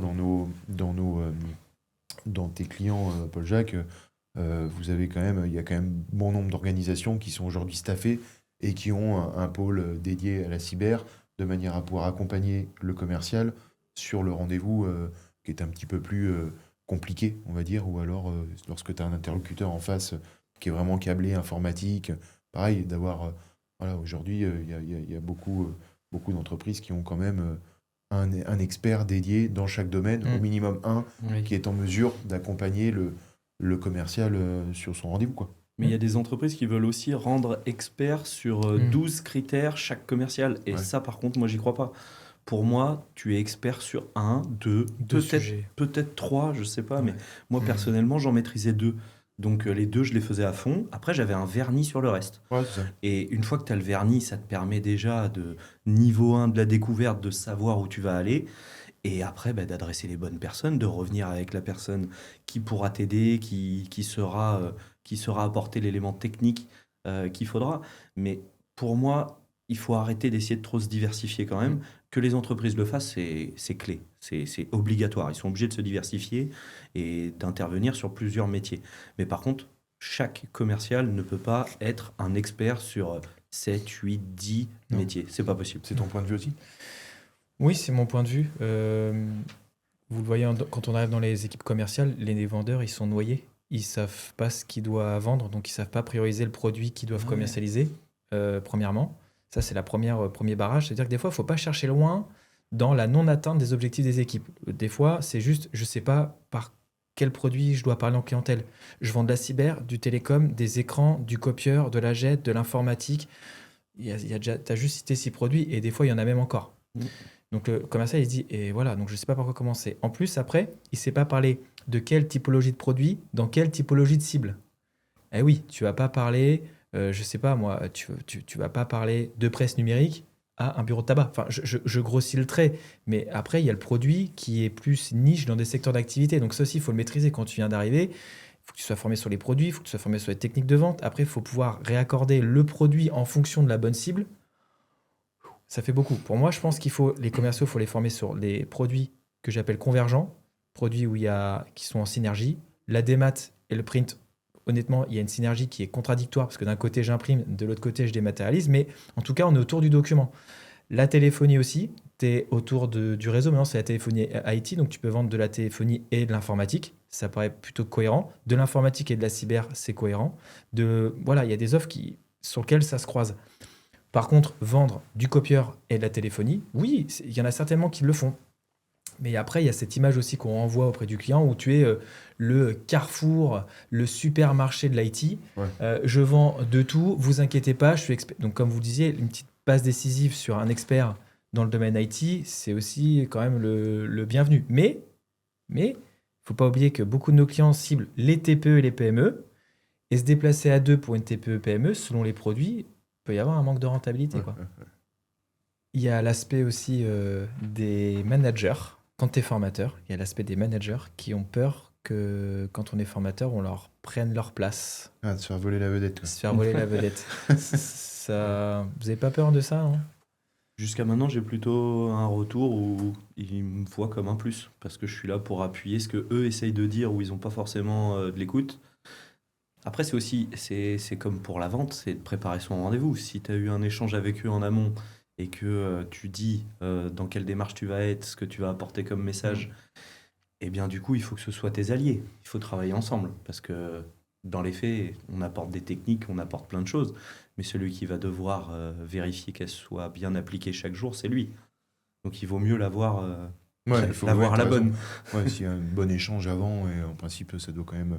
Et la personne qui a cette crainte-là, c'est peut-être qu'il a quelque chose à se reprocher, du coup. Oui, ça peut aussi. Hein. Enfin, mais effectivement, ça peut être gênant, quoi. Ouais, mais c'est ce qui peut arriver. Et des fois, il y a les managers qui, exprès, te mettent un terrain un peu sinueux, tu vois. Ils vont t'expliquer que son équipe, elle est difficile, alors qu'en fait, tu viens, c'est des anges, quoi. Tu vois, alors, est-ce que c'était pour te mettre en difficulté, exprès pour te mettre en... Je sais pas, pour pas que tu sois trop à l'aise, mais il y a ça. Et je trouve que la grosse difficulté, et je sais pas si vous êtes d'accord avec moi, mais les managers aujourd'hui, ils font beaucoup trop de rétention d'informations auprès de leur équipe et de rétention de savoir. Parce qu'ils ont peur que leur vendeur les dépasse. Je sais pas si vous voyez ce que je veux dire. Ok. T'as jamais eu cette sensation-là, toi, en étant manager ? Bah, la rétention dans le sens, tu veux dire... tu vois qu'il y a des managers... Alors, toi, quand tu as été manager, ton manager, tu sens qu'il te transfère pas tout parce qu'il a peur qu'en tout te transférant, tu deviennes meilleur que lui. Ok, ouais. C'est un gros problème dans les boîtes. Hein. Alors après, faut voir quand même... on en parlait tout à l'heure, avant d'arriver, on parlait de ça, tu sais, il y a les managers qui sont encore dans la production. C'est ça. Il y a quand même une vraie différence. Et les managers qui sont purement dans le management, pour le coup, dans le suivi, etc., le reporting et le suivi de leurs équipes, mais qui ne sont plus dans la production. C'est quoi votre avis là-dessus, d'ailleurs ? Bon, je pense que des plus et des moins dans chaque, mais... Dans toutes les PME que l'on connaît, et même certaines de très belle taille... Aujourd'hui, la plupart des managers sont des faiseurs encore de contrats, de marge. Et voilà, ils montrent, je trouve, ils essaient en tout cas de montrer l'exemple peut-être à leurs vendeurs, mais effectivement, sans trop en faire. C'est peut-être là le lien. Alors après, ceux qui ne sont pas dans la production, mais c'est généralement peut-être plutôt des grands groupes ou des grandes organisations plus connues de marques nationales et qui là ont une hiérarchie qui est bien établie et voilà. C'est difficile, je trouve, dans des tailles d'entreprise de pouvoir fonctionner comme ça, quoi. J'ai travaillé que dans des entreprises où les managers devaient produire. Donc moi, ce que je retrouvais de positif là-dedans, c'est que son discours, il est forcément bien huilé parce qu'il le met en pratique chaque jour. Et en général, la typologie de compte qu'il a, c'est plutôt des comptes assez importants ou alors bien des comptes où il y a quand même pas mal de chiffres d'affaires à faire à chaque fois. Donc, il est légitime. Ses techniques de vente, elles sont aguerries, elles sont affinées parce que il le met en place tout le temps. Et d'autant plus quand il a de l'accompagnement à faire. Des fois, il a des périodes plutôt courtes pour faire son propre objectif. Donc, il essaye de ne pas perdre de temps et d'aller très vite dans chaque affaire. Donc, je trouve qu'il y a des très bonnes techniques à prendre de ces managers-là parce que, eh bien, ils cherchent un petit peu l'argent, c'est ça? Oui, forcément, des fois. Le problème, la vérité, c'est que quand certains managers ont une équipe qui ne produit pas et qui génère pas la marge pour lui, pour sa rémunération en tant que manager, mais aussi pour l'agence, qu'est-ce qui se passe? Le manager, il est tout le temps parti en train de faire du business. Oui. Ah bah oui. Et donc, du coup, c'est plus le manager exemplaire, c'est un manager qui il fait juste le très bon vendeur de la boîte, quoi. Il fait, voilà. Oui. Mais vous savez, c'est ce qui C'est arrive souvent très comme ça, souvent. dans la Et boîte, il y a des phases. Et je pense que tu as connu cette phase-là à un moment donné chez bien sûr. le Conseil où on était, où à un moment donné, il y avait plus de vendeurs, où on n'était plus que deux à un moment donné. Et du coup, Et c'est toi qui sauvais la boîte, quoi. c'est toujours, c'est pas une situation agréable d'ailleurs, hein, parce que C'est ça. finalement tu te dis j'ai pas bien fait le taf au niveau du management, voilà, et trop concentré et axé focus sur le business. Des fois tu te dis j'aurais mieux fait de rester vendeur, quoi. C'est vrai, hein, c'est pas évident. Après, je pense qu'il y a aussi une typologie de managers anciens vendeurs qui ont ce côté, comme tu disais tout à l'heure, à être assez écrasant, justement, et vouloir toujours dominer ses équipes et un petit peu le coq dans la basse-cour, quoi. C'est-à-dire celui qui veut toujours être au-dessus, toujours avoir les honneurs, voilà, très orgueilleux, et donc, du coup, les équipes peuvent pas, sont étouffées, asphyxiées par rapport à des profils comme ça. Et ça, je pense qu'il y en a beaucoup. Trop militaire aussi. Voilà, on peut mettre un cadre, mais à un moment donné, si on n'est que sur uniquement les KPI et pas sur la méthode qu'il faut pour arriver à atteindre ces KPI, ça peut être compliqué. Mais il y a la notion de rémunération que je trouve très souvent, c'est les managers avec qui je discute qui, en fait, ne sont pas dispo pour leurs équipes en termes d'accompagnement, qui ne savent pas les mettre en mouvement. C'est, voilà, moi je suis sur le terrain parce que si j'attends que mon équipe produise, moi je gagne moins qu'en étant vendeur. Donc moi, je vais faire ma REM sur mes propres dossiers. Oui, mais du coup, tu as un déséquilibre entre ta prod perso et ton accompagnement. Et donc, du coup, en fait, on n'y arrive pas. Mais c'est ça, le schéma. Non, mais après, c'est un constat, c'est toujours à améliorer à chaque fois, parce que certes, si jamais il signe plus, il va plus gagner sa vie, mais d'un autre côté, s'il accompagne mieux ses vendeurs et que ses vendeurs sont mieux formés, après, il n'aura pas ce travail-là à faire parce que la production se fera sans que ce soit lui qui la fasse. C'est une question de temps, en fait. Bah oui, mais c'est pour ça aussi qu'il y a des formations pour les vendeurs, il y a des formations pour les managers. Il y a des fois, il faut que ce soit bien huilé entre les deux. Il faut que, de toute façon, c'est un vendeur et un manager, ils sont dans la même équipe. Pour que ça fonctionne pour les deux à la fin du mois, il faut que tout le monde ait réussi ses objectifs. Donc il faut réussir à ouvrir le débat et savoir qui a besoin de formation. Parce que des fois, on pense au commercial, mais il y a aussi, on l'a cité juste avant, le très bon vendeur qui devient manager. Eh bien, c'est sur le principe super, mais d'un autre côté, il y a aussi quelques règles à suivre pour être bon manager. Et si tu n'as pas de formation dans ton nouveau métier de manager, il y a des chances à un moment que tu sois face à un mur. C'est le principe de Peter, hein. Un bon vendeur ne fait pas forcément un bon manager. Mais tu as beaucoup de managers qui, de toute façon, mon équipe, c'est des branques, c'est des bras cassés, ils sont capables de rien, etc. Ouais, mais toi, gros, qu'est-ce que tu as fait pour bouger ton équipe? Qu'est-ce que tu as fait? Qu'est-ce que tu as fait pour qu'ils puissent arriver à l'objectif? Est-ce que tu les as aimés? Est-ce que tu les as formés? Est-ce que tu as contrôlé un peu leur activité? Vraiment, les questions, elles sont là aujourd'hui. Il y en a plein qui se plaignent, mais qu'est-ce qu'ils ont mis en place? Et comme tu le dis, très souvent, on est sollicité pour de la formation vendeur. Mais il y a encore une fois une question d'ego. Les managers, beaucoup, n'acceptent pas d'être formés. C'est tout. Voilà, les managers, c'est eux qui forment, c'est eux qui transfèrent quand ils ont envie de transférer, mais ils n'ont pas envie de se faire former. Mais je pense que c'est aussi pour le coup au chef d'entreprise d'initier de faire cette analyse le truc, et de se rendre compte qu'il la faut. C'est clair, et d'imposer effectivement une formation, mais en faisant comprendre quand même à son manager que c'est indispensable. Ok, tu montes en grade, très bien, c'est une belle évolution au sein de l'entreprise, ça peut être une belle réussite, mais à quelles conditions et comment on le fait, quoi. Et comment on t'accompagne dans ce changement. Ouais, Parce sûr. que c'est un changement. Ta vie de tous les jours, tu n'auras pas le même métier demain en étant manager que Ouais. celui que tu avais depuis des années C'est sûr. à être vendeur.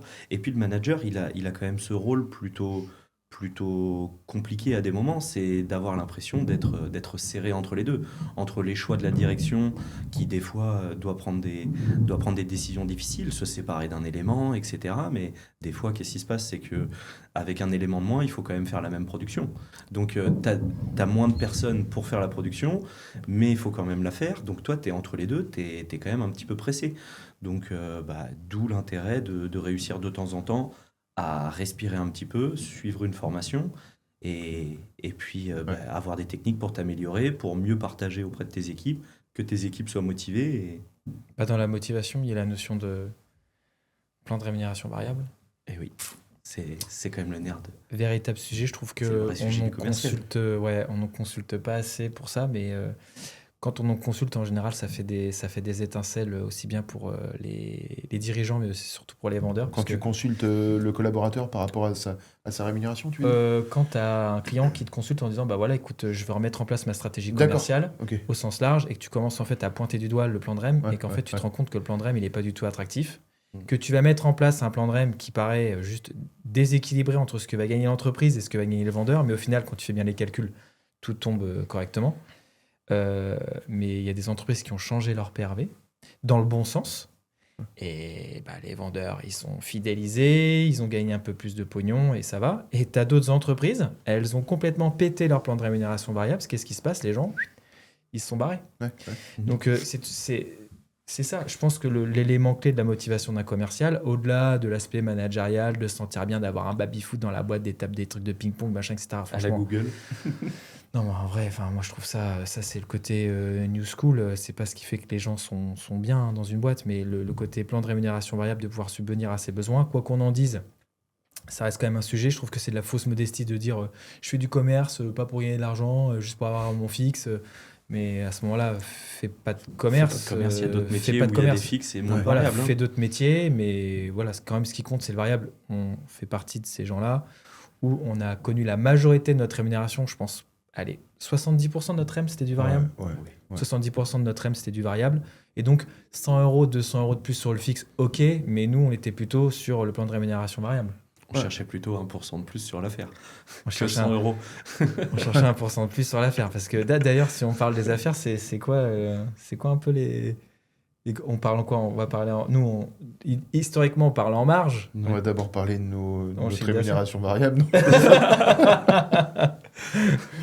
Je sais pas. Non, Vas-y, Kylian, vas-y. Il y a tout type de belles affaires. Est-ce que c'est celle où tu as fait le plus de marge? Ou alors est-ce que c'est celle où tu as fait le plus de machines? Ou alors c'est celle où tu as eu le plus de difficultés à la gagner?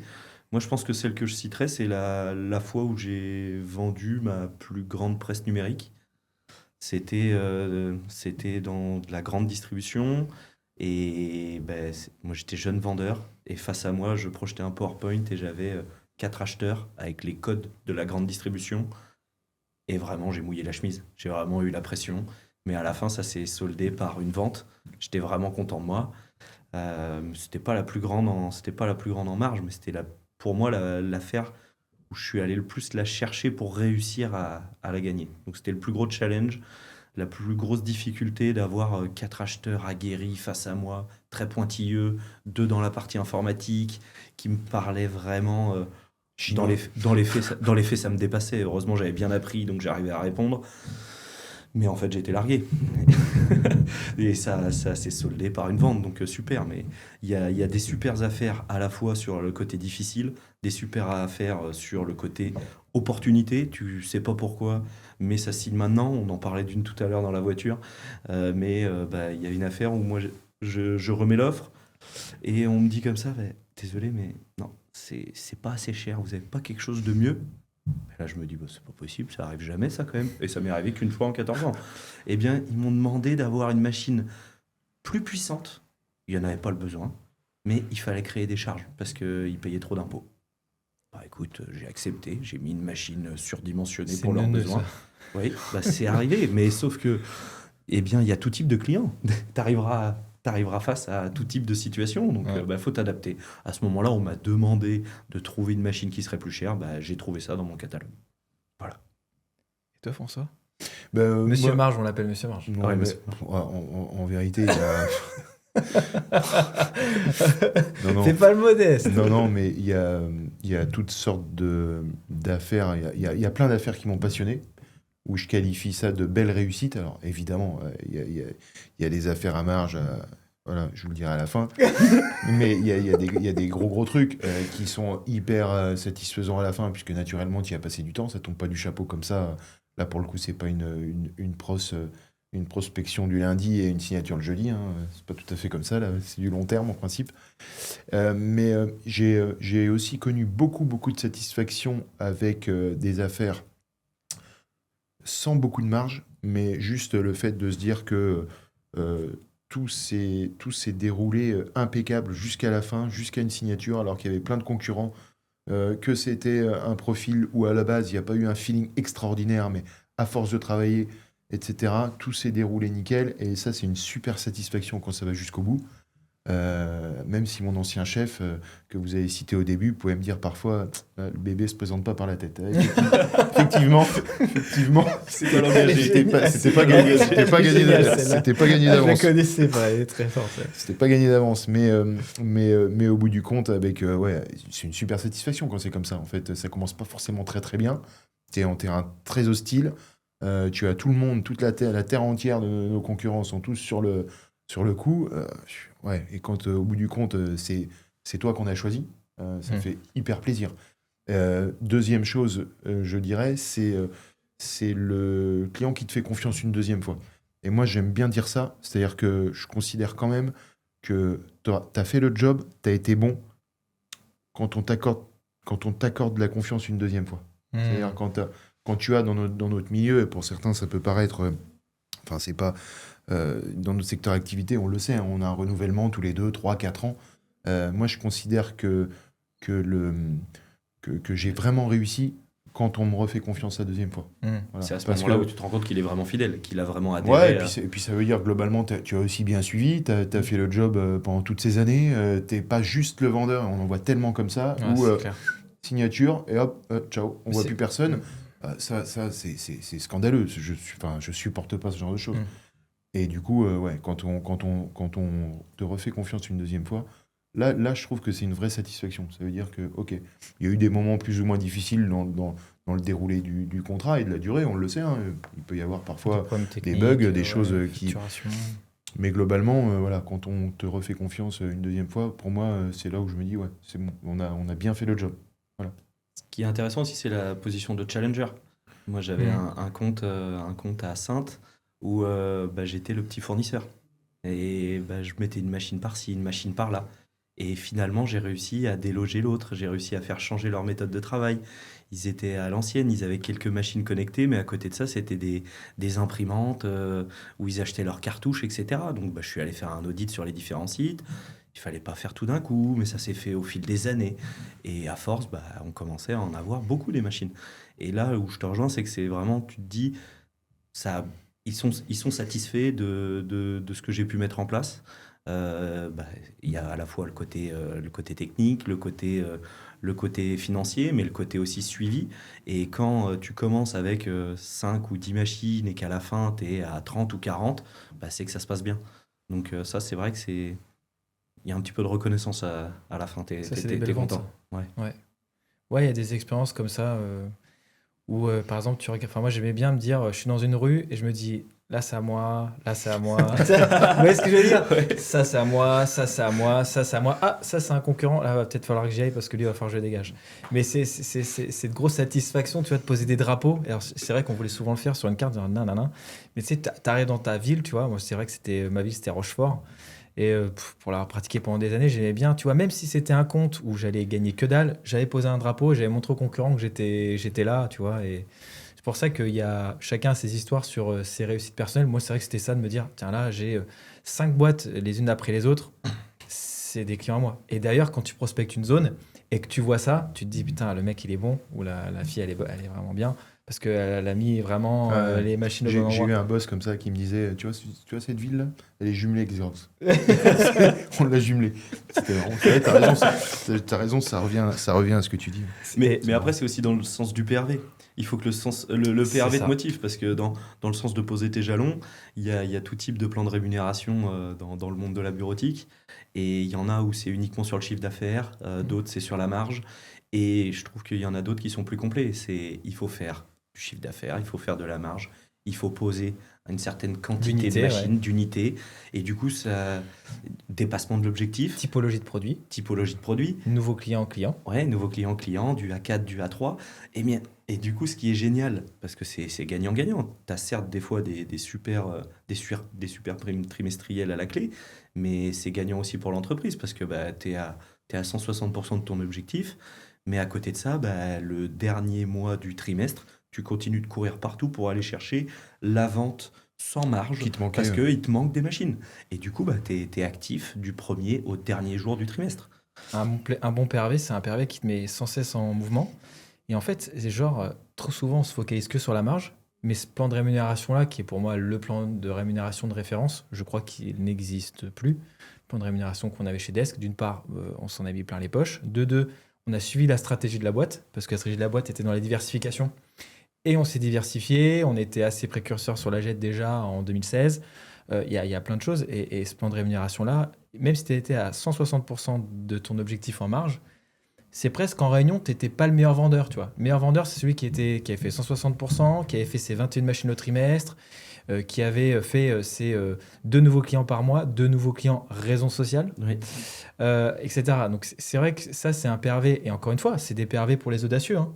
Parce que Oui. ceux qui ne l'atteignaient pas, ceux qui le trouvaient compliqué, c'est ceux qui n'ont rien fait en sorte de faire ce qu'il fallait pour l'atteindre. En plus, il était atteignable parce qu'il y avait des indicateurs. Tu pouvais faire, je sais pas moi, 3 000 € de marge par mois, mais tu pouvais faire tes 5 nouveaux clients dans le trimestre, donc tu pouvais avoir une prime. Donc tu avais une animation au mois, au trimestre, et tu le sais aussi, annuellement. Oui. Tu avais ta prime annuelle en fonction des tranches de marge. Après, bah, avec le temps, forcément, ce PRV-là, il s'est durci. Et puis, bah, pour les managers, enfin pour les bons producteurs, ça nous a aidé à aller plus haut. Et forcément, ça a creusé de l'écart pour ceux qui étaient là et qui regardaient ce qui se passait en haut de la pyramide. Mais je pense que la grosse différence entre ceux qui étaient en bas de la pyramide et qui regardaient ce plan de rémunération-là et ceux qui étaient en haut. Alors, ceux qui étaient en bas disaient que ceux qui étaient en haut, on était des Privilégié. des privilégiés, des escrocs, etc. Juste la réalité, c'est que l'audace. L'audace, c'est clair. Puis c'est le nerf de la L'audace. guerre, à un moment donné, faut faire L'audace. de l'argent. Je veux dire, toute L'audace.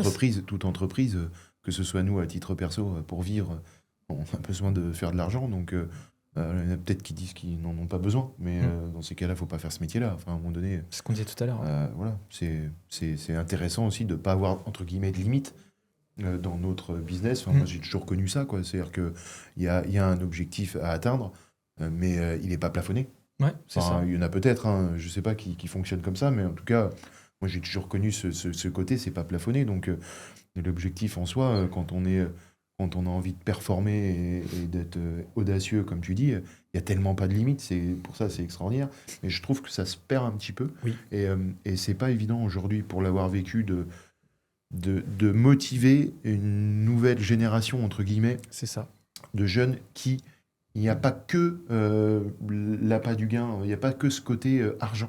Et ça peut se comprendre, hein, puisque ils ont d'autres envies, d'autres objectifs de vie, etc. Enfin voilà, il y a tout un tas de choses à essayer de mettre en place dans l'entreprise pour les motiver, mais ce n'est plus que ce côté comme nous on l'a connu et qu'on aime encore, hein, mais ce côté-là n'est plus aujourd'hui La carotte, seul- la carotte devant la monture fonctionne plus aussi il bien. Quoi. n'y a plus que ça, quoi. Enfin, c'est pas que ça aujourd'hui. Oui, mais c'est quand même le facteur qui fait que les commerciaux sont du podium. Ouais. Je pense que dans les organisations dans lesquelles on était, ceux qui étaient en haut, ils aimaient gagner de l'argent. Mais bien Ils sûr. n'étaient pas juste là, ah bah écoute, je sais pas pourquoi, je me suis retrouvé en face d'un client, je l'ai serré, j'ai signé. Et ce qui nous tirait vers le haut aussi, c'était le côté compétition en interne. C'est Voilà. de vouloir te challenger avec ton collègue, mais ton collègue, voilà, c'est comme si tu étais dans le monde du sport. Tu veux quand même le battre. Ou alors là, il a fait une grosse performance. Bon, bah, à moi d'en refaire une. Mais aujourd'hui, ça maintenant, c'est de moins en moins. Enfin, c'est pas que les gens aiment ça de moins en moins. Enfin, les jeunes aiment de moins en moins être challengés publiquement, tu vois. Ils ont l'impression de se faire humilier. Ouais. Tu vois, c'est le problème aujourd'hui. C'est plus Sur l'affichage des chiffres. C'est plus individuel. Ouais, peut-être. on est dans l'individu, on est sur le côté individuel. Mais c'est là où c'est le plus compliqué pour pouvoir stimuler. Hein. Donc là, on s'approche de la fin de ce podcast, mais c'est vrai que je voudrais terminer aussi là-dessus parce qu'on se connaît depuis longtemps et je crois que je vous ai jamais posé cette question. On s'est jamais peut-être posé entre nous. C'est quoi vos forces et vos faiblesses en tant que vendeur? Force et faiblesse en tant que vendeur.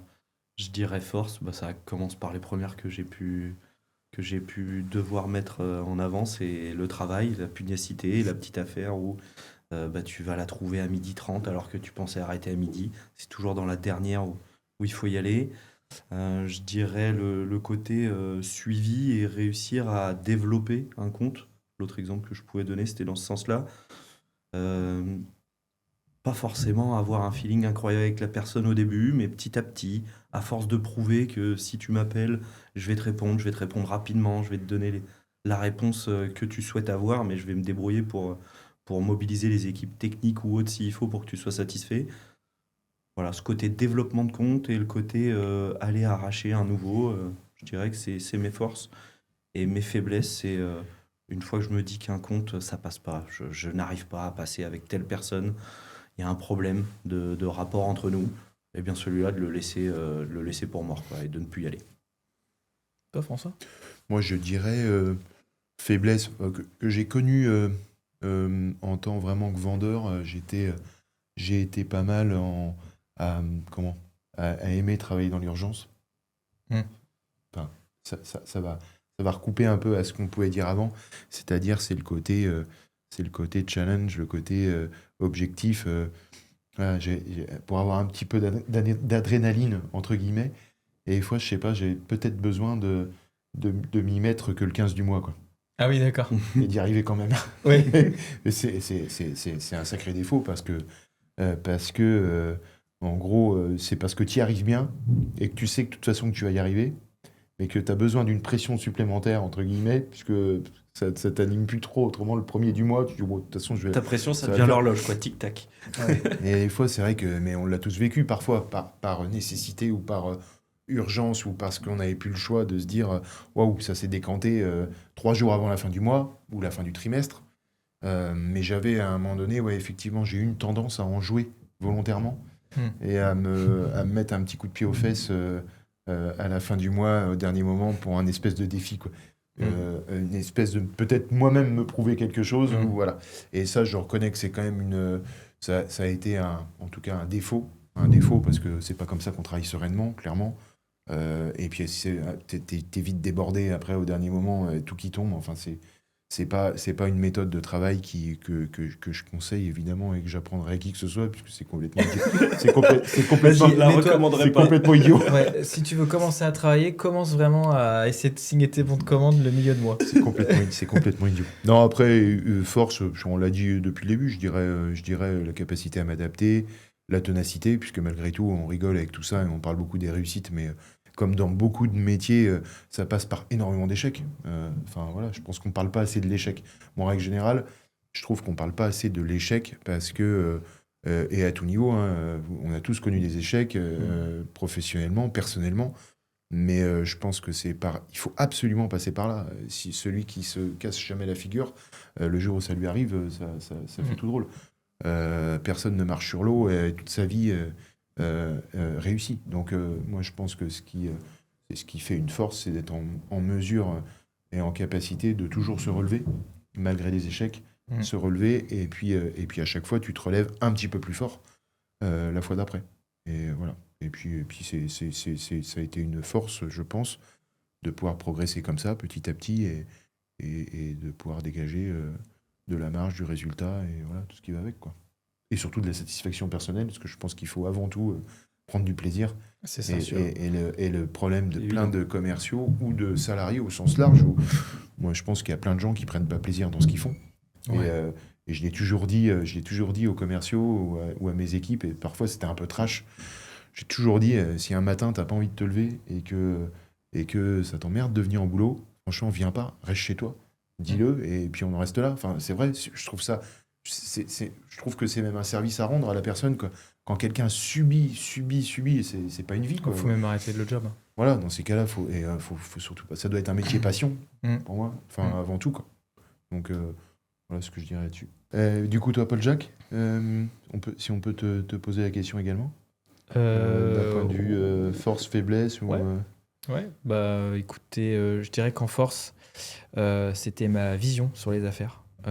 J'essayais toujours de prévoir vraiment, vous savez, d'anticiper toutes les distractions. C'est le fameux mot qu'on apprenait à l'époque en école de vente, mais en gros, toutes les distractions qu'il pourrait y avoir sur les affaires, tous les empêchements et toute l'anticipation. Donc ça, c'était plutôt ma force, c'est d'être très visionnaire sur chaque affaire, sur comment je vais la tourner, qu'est-ce que va me dire la personne, comment je vais rebondir, vers où je vais l'amener, quels sont mes axes de négo. Donc ma force, c'est que j'étais très technique. Enfin, les techniques de vente, ça m'a toujours passionné. C'est aussi d'ailleurs ce qui a fait le transfert après vendeur-formateur, c'est que je me suis toujours appuyé sur la technique. Donc ça, c'était ma force. Ma grosse faiblesse, c'est que j'étais capricieux. J'étais capricieux si mon plan ne se passait pas comme j'avais prévu. J'étais juste horrible. J'étais déjà horrible avec moi-même parce que ça veut dire que je m'étais trompé dans la rigueur et la méthodologie que j'avais mise en place. Mais je pouvais même devenir... alors, c'était une force et une faiblesse. C'est que je pouvais devenir, du coup, très rugueux, en fait, avec le client en face de moi. Si ça se passait pas comme je voulais, je pouvais me braquer, en fait. Voilà, donc c'est... Je sais que c'est compliqué à dire, mais t'as déjà vécu ça avec moi ou t'as déjà... Oui, non, mais t'es rugueux, mais moi je l'ai connu même dans l'entreprise, du coup. Ouais. Tu savais qu'il y avait des jours où c'était pas la peine trop de t'adresser la parole, ou que tu aurais vite fait d'en emplâtrer un si c'était pas... Et là, on savait pourquoi. Ah ouais, non, mais c'est vrai que c'est insupportable. C'est bien ce côté vision, ce côté anticipation, mais en fait, tu deviens Spielberg. Mais c'est que même ma femme, des fois, me le dit à la maison, t'es trop Spielberg, quoi. Tu anticipes tout, tu imagines tout. Alors, tu peux le faire dans le bon sens, mais si ça se passe pas précisément comme tu l'avais pensé... Il faut quand même rebondir, quoi, autrement, mais... voilà, donc t'anticipes tout, mais il y a des fois des choses où... Donc ça, je dirais, c'est ma plus grosse force et ma plus grosse faiblesse, c'est d'être hyper capricieux, quoi. C'est vouloir tout de suite. Alors c'est pour ça que de temps en temps, je pouvais être un élément qui pouvait être compliqué à manager. C'est que Comme à l'école, un élément perturbateur. Alors, c'est pas vrai. si, bah, j'ai une scolarité où j'étais un peu perturbateur, mais voilà, très capricieux, quoi, de vouloir tout de suite. Alors après, est-ce que ça vient de l'éducation? Mais je pense que voilà, j'avais tellement soif d'aller plus loin, de vouloir remporter, de tout gagner et d'aller très vite, que voilà. Et même d'ailleurs dans l'entrepreneuriat, maintenant, j'essaie toujours d'aller très vite, comme si demain c'était fini. Parce qu'il y a un truc qu'on maîtrise pas, sans faire de philosophie. Même si en ce moment je lis Penser à moi-même de Marc Aurèle, c'est le temps, en fait. C'est le truc qu'on maîtrise pas. Voilà. Donc, Et alors ton affaire? Tu ne l'as pas dit, toi, ton affaire? Allez, vas-y, balance. Oh non, je m'étais dit que j'allais passer à côté. En fait, c'est un peu... moi, j'avais dit que ma réussite, c'était de poser des drapeaux. Mais sinon, c'était d'être capable, sur un trimestre, de retourner genre 4 fois signer les clients pour 4 projets différents. Voilà. Moi, j'ai fait ça chez un client. Et voilà. Je citerai pas de nom ni le secteur d'activité. Mais en fait, à chaque fois, je savais que la cliente ou le client, ils avaient les mains plutôt faciles. Donc, j'y allais pour dire, voilà, il y a ça qui vient de sortir, machin. Enfin, c'est pas pour ça qu'il y a une arnaque, s'il y a des besoins. Pas du tout. Pas du tout. Il n'y péjoratif, a jamais d'arnaque. On le dit très souvent, convaincant. Voilà, je savais que ce client-là, il était à l'écoute, il me suivait dans les différents projets. Donc, je me rappelle avoir équipé pour tout, l'informatique, la GED, le copieur. J'avais mis vraiment la totale. J'ai fait 4 ou 5 dossiers différents sur un trimestre. Donc, c'est le cumul de chiffre d'affaires ou le cumul de marge qui fait que c'était une belle affaire. C'est pas une affaire one-shot, 100 ou 200 000 ou 300 comme tu as pu faire, non? Ouais, bien plus que ça. Vas-y, dis-en plus. Non, attendez, est-ce que vous me taquinez avec ça depuis le début? Il faut absolument que je balance. Alors, non, je ne vais pas balancer un chiffre de marge parce que certains pourraient peut-être pas forcément trop comprendre, mais oui, j'ai déjà eu un chiffre d'affaires qui avoisinait le million d'euros et avec pas loin de plus de 60% de marge. Ah oui, d'accord. Voilà. Vous savez tout comme ça. Bravo pour les futurs clients qui font jamais confiance. Non, mais encore une fois, c'est... Mais combien de temps il a gardé ça? Oh, mais attendez, il est très satisfait. Ça a été renouvelé. J'ai renouvelé ce contrat depuis peut-être 10 ans, 10-12 ans. En 10 ans, il a eu le temps de se rendre compte qu'il y a des concurrents, il peut savoir les tarifs. Pour affiner la chose, c'est-à-dire qu'il y a des gens, ou des commerciaux qui pourraient... Je me souviens à l'entreprise, je ne disais même pas mes grosses affaires à marge. Non pas parce que j'avais honte, mais parce que en tant que manager ou entre guillemets patron de la boîte, certains vendeurs ou jeunes vendeurs n'auraient pas compris des montants délirants comme ça. T'es même un peu gêné de te dire les autres ils vont penser qu'ils sont là pour rien, quoi, qu'ils servent à rien. Mais j'ai toujours essayé d'expliquer, ça nous est tous arrivé de vendre une machine avec 3-4 000 euros de marge, trouve l'endroit où il y en a 100. C'est ça. C'est tout. Ouais. C'est tout. Et au contraire, ça te fera plus de renouvellement. À partir de là, je veux dire, y a pas, c'est pas plus délirant qu'une machine isolée ou un contrat isolé sur lequel tu as un niveau de marge de 30, 40, 50%, comme on le connaît et comme c'est fréquent dans plein de secteurs d'activité. Voilà, seulement trouver la même affaire multipliée par 100, ça fait des gros chiffres. Voilà. Sachant que notre secteur d'activité, pour ceux qui ne connaissent pas, on est sur un secteur d'activité donc d'une part qui est concurrentiel, d'une part où le quotidien est difficile, vous l'avez compris dans ce podcast, on vous l'a plus ou moins expliqué, mais surtout, il n'y a pas de période d'essai, on vend rien à 9,99 €, on engage minimum sur 3 ans, 4 ans, 5 ans. On a des montages, on peut avoir des montages complexes où on reprend des contrats de concurrents en cours. Donc, ce n'est pas une vente comme si je vendais un logiciel SaaS à 29 € par mois sans engagement. Forcément, pour moi, ce n'est pas le même type de vente. Il faut être quand même plus aguerri pour engager les gens sur la durée. L'acte d'achat n'est pas le même de la part du client non plus. Non. Il pose bien les questions bien sûr, de la durée, de l'engagement. Mais c'est pour ça, on en parlait tout à l'heure, nous, on est habitué à cette méthode de vente où c'est très rugueux. Tous les gens qui sont dans les SaaS, qui sont pas très chers et qui forment sur la prise de rendez-vous, qui forment sur la prise de rendez-vous par téléphone, et on voit des scores des fois sur LinkedIn, tu vois, 40, 50, 60 rendez-vous en 2 heures. Dans notre secteur d'activité, où on sait que les gens sont quand même très captifs par rapport à leurs prestataires actuels, ça n'existe pas, quoi. Non. Voilà, ça n'existe pas. Donc c'est quelque chose que je voulais dire, parce qu'il y en a qui se gargarisent de choses sur LinkedIn, et c'est quand même un peu... Il faudrait qu'ils essaient de prendre le téléphone pendant 3 heures dans la bureautique, on s'amuserait, je pense. Mais bien sûr, aujourd'hui, c'est quand même... voilà, il faut être très très bon pour s'en sortir dans ce métier. Bref, vous avez vu, ça fait déjà, je pense, pas loin de 1h30 qu'on doit parler. Je pense qu'on a plein de choses à dire, mais en tout cas, je suis vraiment ravi d'avoir fait ce podcast avec vous, les gars. C'est une première à refaire. C'est une première à refaire. On se rend compte qu'on a plein de choses à dire. Ça pourrait durer. Alors, c'est vrai que ça démarre toujours timidement. Et puis après, plus ça va, plus les langues se délient. On a beaucoup de choses à dire, des anecdotes à partager. C'était notre première, donc peut-être qu'on sera un peu plus souriant, un petit peu plus drôle la prochaine fois. Je sais pas, pour plus donner envie. On va travailler. Ouais, c'est ça. Ouais. Après, moi, en soi, c'est mon premier podcast aussi. Ça doit être dans mes premiers podcasts. Après, c'est vrai que de temps en temps, je fais des passages caméra, mais donc je suis comme vous, les gars. Donc, c'est vrai que ça met du temps. Je vais aller me maquiller, je reviens. Mais merci d'avoir été là. Merci à toi. Si vraiment ça a plu à tout le monde, on le saura et on fera une partie 2 peut-être avec des sujets plus précis. Je pense que c'est des sujets quand même sur des thèmes. Sur des là, thématiques. C'était assez généraliste, mais c'était aussi pour les présentations. Et voilà. C'est ça. En tout cas, cool. Si jamais y a des personnes qui ont envie de faire appel à nous, on est une sacrée team. On est prêt. On est prêt. On est opérationnel. Sur le pont. On a des belles références. On sait faire des formations de qualité, on sait faire du coaching, on s'est accompagné autour de la génération de leads, on fait des conférences. Voilà, on est des gens assez complets et assez surtout passionnés par ce qu'on fait. Exactement. Voilà. Et mobile. Il faut le dire parce que certains se cantonnent à une demi-heure autour de chez eux. Oui. Mobile et terrain, donc c'est-à-dire, c'est vrai, on en parlait aussi, on ne fait pas que on se réfugie pas derrière les e-learning. Voilà, pas que ça, quoi. Voilà. Parce qu'une demi-heure autour de chez moi, j'aurais pas grand-chose. Ah oui. Motoculteur du coin. Exactement. Donc, merci à tous. Parfait. Merci. Et merci Paul Jacques. Merci à vous, les gars. Merci Kylian. Merci François. Merci Salut Paul les gars. Jacques. Ciao.